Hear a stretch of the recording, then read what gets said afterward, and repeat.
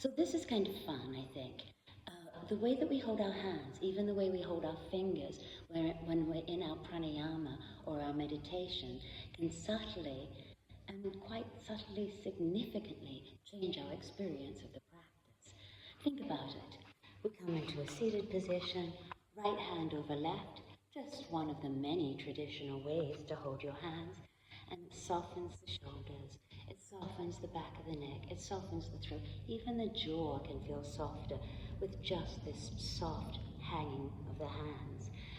We can also do it on the left side, emphasizing the more feminine side. Again, there's a softness here.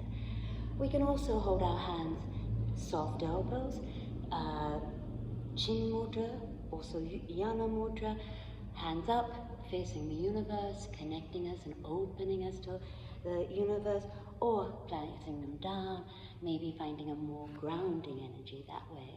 But my personal favorite is to extend my arms, extend my fingers, and feel through the extension of the fingers, the extension of the spine.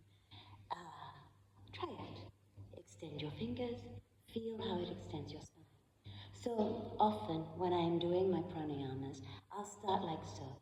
It helps me establish my seated position, and then as I move through different phases, I may soften and bring my hands here, and then bring finally here. Give it a go. Tell us what you think.